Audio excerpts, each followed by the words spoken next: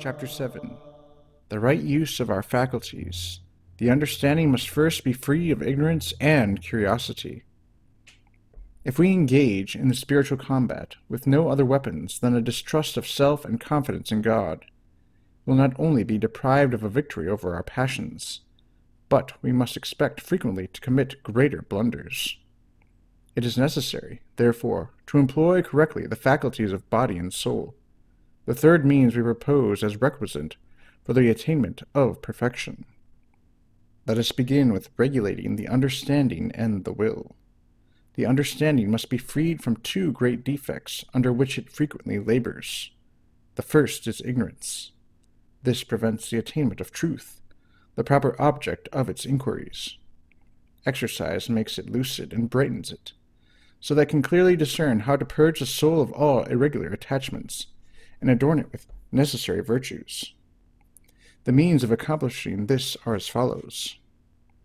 The primary means is prayer, by which is sought the light of the Holy Ghost, who never rejects those who earnestly seek God, who delight in obeying his law, and who, in all decisions, submit their own judgment to that of their superiors.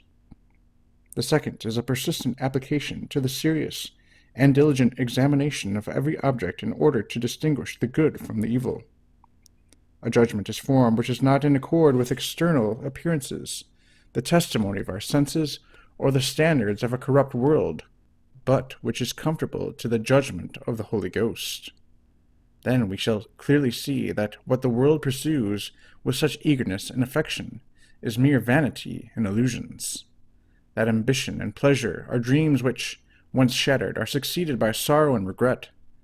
That ignominy is a subject of glory, and suffering is a source of joy. That nothing can be more noble or approach the divine nature more closely than to forgive those who injure us, and to return good for evil. We shall see clearly that it is greater to despise the world than to have it at one's command, that it is infinitely preferable to submit to the humblest of men for God's sake, than to command kings and princes, that an humble knowledge of ourselves surpasses the deepest sciences. In short, that greater praise is due to him who curbs his passions on the most trivial occasions, than to him who conquers the strongest cities, defeats entire armies, or even works miracles and raises the dead to life.